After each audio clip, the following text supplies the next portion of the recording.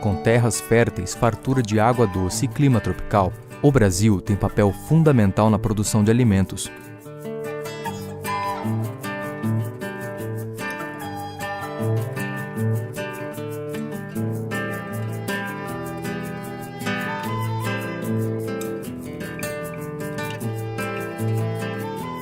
Se o aumento da população e a demanda de alimentos continuar no ritmo atual, até 2050 será preciso dobrar a quantidade de alimentos cultivados na Terra para alimentar cerca de 9 bilhões de pessoas.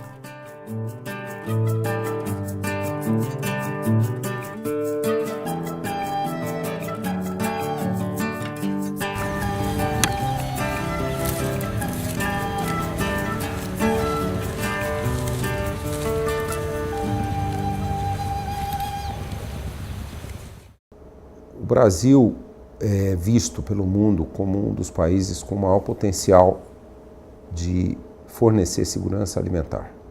É um país que tem um clima adequado à agricultura, ainda tem muita terra, tem água.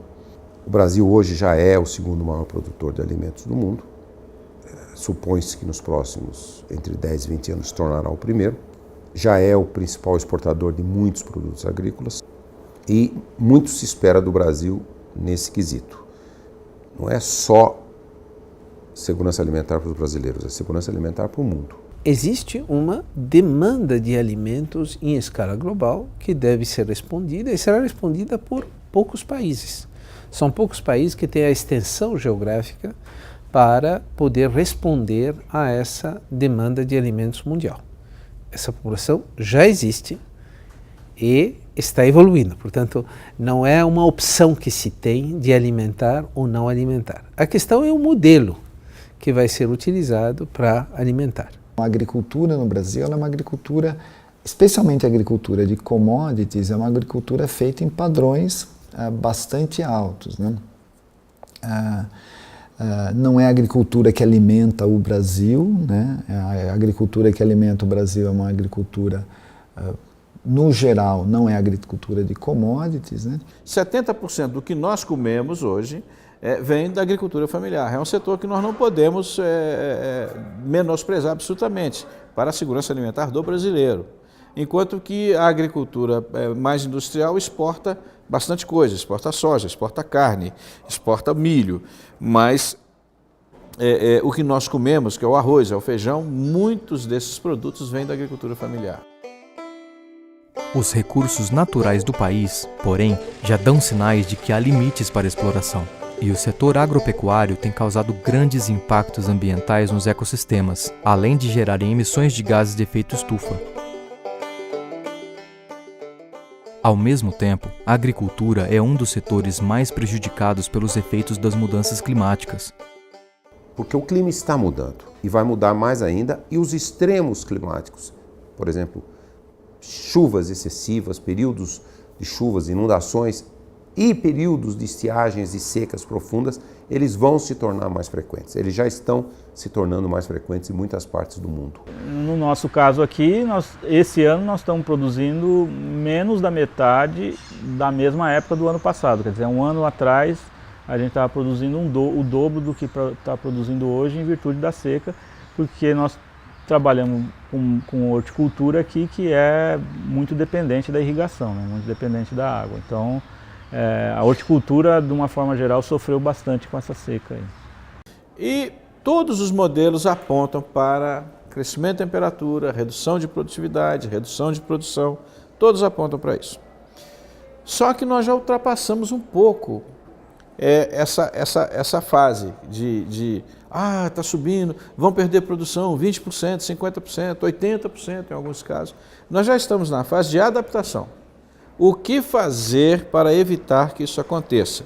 Se o Brasil é capaz de antecipar essas tendências e se utilizar da sua capacidade de inovação, como, por exemplo, no caso da energia, no caso da agricultura, energia, utilizando fontes renováveis, aumentando a eficiência energética, e no caso da agricultura, desenvolvendo pesquisa para espécies mais resilientes ao aumento da temperatura. Então, por exemplo, no caso mais, talvez com melhores exemplos, é o caso da segurança alimentar, o trabalho da Embrapa, que eles já estão desenvolvendo variedades de sementes, como feijão e outras, que podem se adaptar a climas mais secos e climas mais quentes. Isso já é uma alta tecnologia que permite poder garantir alimento para a população. No Brasil tem estudos muito bons sobre o café, né? Tem estudos já sobre o milho que nós fazemos, sobre soja, sobre sorgo, enfim. São as principais culturas do Brasil, cana-de-açúcar, né? Temos culturas perenes, como a canaia já é um pouco mais complexo, mas nós temos vários estudos no Brasil e no nosso NCT que nós fazemos esses estudos. Então, já começamos, por exemplo, oferecendo ao agricultor sistemas de produção mais equilibrados e mais adaptados ao aquecimento global, como é o caso das técnicas preconizadas na agricultura ABC.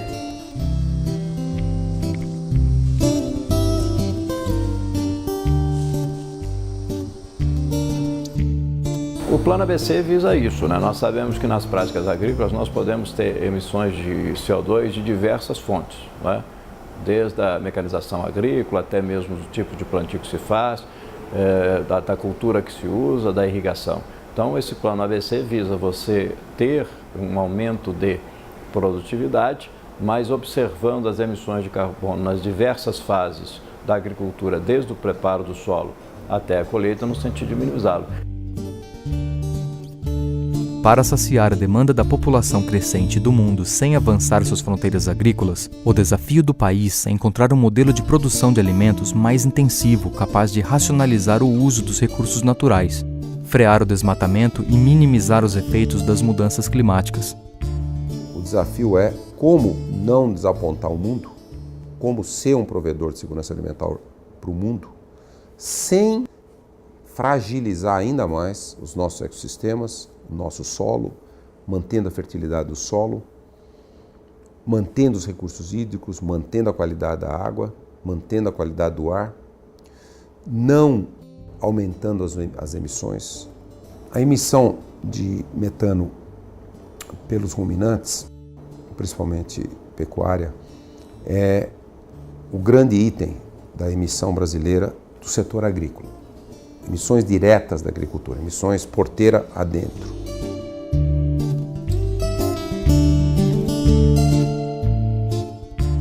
A agricultura de larga escala, ela realmente é um setor importante economicamente para o país, né? A questão é que ela é essencialmente dependente de questões ambientais. Nós no Brasil temos um patrimônio. Esse patrimônio são as florestas nativas.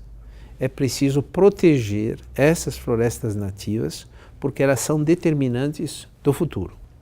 E nós temos um estoque de áreas degradadas que, se a pesquisa for capaz de regenerar essas áreas e fazer com que elas produzem alimentos, nós estaremos assegurando que o extremo da nativa seja protegido. Então, o que a agricultura de larga escala tem que fazer? A primeira coisa que eles tinham que olhar, né, é quais os potenciais danos para o meio ambiente que uma atividade dessa natureza pode estar embutindo. E o que o setor, ao meu ver, não pode ver é um dualismo entre a produção agrícola e a conservação ambiental.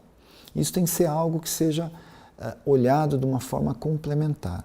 O equilíbrio dessas duas equações aparentemente conflitantes se dá com ciência e tecnologia, se dá com uma agricultura muito mais produtiva. O Brasil já tem muitas áreas abertas. Então, se a agricultura do Brasil, se ela se intensificar sustentavelmente, sem aumentar emissões, sem degradar o solo, mantendo a fertilidade do solo, mantendo os recursos hídricos, mantendo a qualidade da água, o que é perfeitamente execuível com o conhecimento científico e com as tecnologias agrícolas atuais. Não estou nem falando do que ainda vai ser descoberto. Então, essa equação é possível se fechar com conhecimento científico e tecnológico, com uma massiva educação do agricultor, do fazendeiro brasileiro, em todas as escalas da agricultura familiar ao agronegócio. Eu acho que a gente está num caminho bom, precisa melhorar, mas nós saímos de quase 300 anos de uma agricultura muito ruim. Nos últimos 40 anos nós demos uma virada muito forte. É a hora do freio de arrumação. Essa é a hora do freio de arrumação. E aí começar a buscar o equilíbrio entre produção e sustentabilidade. Com a proposta de contribuir com a segurança alimentar do país, o INCT para Mudanças Climáticas pesquisa como será o comportamento das principais culturas agrícolas, como o feijão, a soja e o milho, diante dos cenários futuros do clima. Esses estudos orientam políticas públicas agrícolas mais adequadas às novas realidades, como, por exemplo, os experimentos que simulam o desenvolvimento da cultura do café em condições atmosféricas mais extremas. Nosso experimento chama Climapest Phase, né? Então ele é um experimento que simula o aumento da concentração de CO2 atmosférico, baseado em quê? Baseado na projeção do IPCC para daqui a 50 anos, que essa concentração de CO2 só tende a aumentar, né? O que tem chamado a atenção, tem deixado a gente bastante preocupado, é essa... Primeiro, o CO2 não parou de crescer. Nós não estamos conseguindo parar de emitir gás de efeito estufa e dar uma parada nisso aí nos 400 partes por milhão. Continua crescendo e isso é perigoso. Então a gente tá conduzindo um experimento para verificar como é que vai ser o comportamento da planta de café, né, da cultura do café, daqui a 50 anos nesse ambiente modificado. Então a gente simula esse aumento do CO2 em condição natural, né, no campo, através de toda essa instrumentação que vocês estão vendo aqui, que faz a injeção do CO2 no ambiente. E aí vários pesquisadores, várias instituições parceiras que trabalham junto com a gente, cada um avalia um parâmetro, né? Vai ter mais praga, vai ter mais doença, ou a gente não vai ter alteração nenhuma. A planta vai crescer mais, vai produzir mais nesse ambiente, mas até quanto que ela vai produzir? Então, a gente está fazendo um apanhado de várias informações para poder chegar a uma conclusão de como o café, daqui a 50 anos, nesse ambiente modificado, vai se comportar. No Brasil, há um significativo crescimento de produções orgânicas e agroflorestais, que possibilitam a produção de alimentos com mais equilíbrio ambiental, contribuindo para um melhor uso do solo.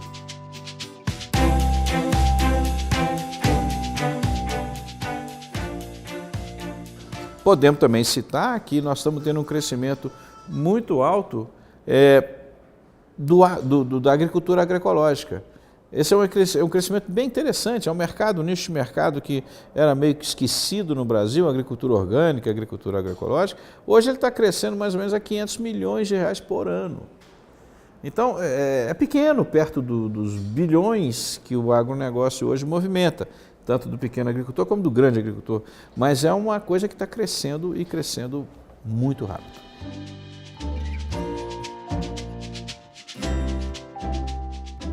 Nós cultivamos aqui uma agricultura integrada entre a parte de produção animal, que no caso são ovos orgânicos, e a parte de produção vegetal, que são mais de 65 variedades de verduras, frutas que nós produzimos aqui.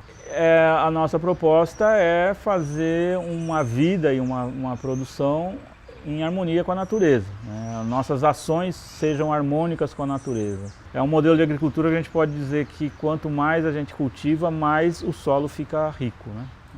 É diferente do sistema convencional que quanto mais cultiva, vai empobrecendo o solo. E por isso também a nossa opção por estar produzindo produtos saudáveis que vai levar saúde para as pessoas, né? E que elas possam também, né, no mundo que é esse organismo que a gente vive aqui, as pessoas possam ter saúde, possam ter bons sentimentos e estarem espalhando isso para construir uma sociedade feliz. Então, se a agricultura trabalhar minimizando o uso de produto químico, ela está fazendo um serviço não só para a economia do próprio sistema, né, mas também presta um serviço para a sociedade e que se produza alimento para que a tal da segurança alimentar, que é um tema hipertransversal, né, ela possa ser entendida como algo de estratégia, né, de estratégia de cenário futuro, de estratégia de equilíbrio social e socioambiental. Né. O conhecimento existe, o conhecimento está nas nossas mãos. Então, essa meta de segurança alimentar e agricultura sustentável, elas não são incompatíveis, elas são duas faces da mesma moeda do desenvolvimento sustentável.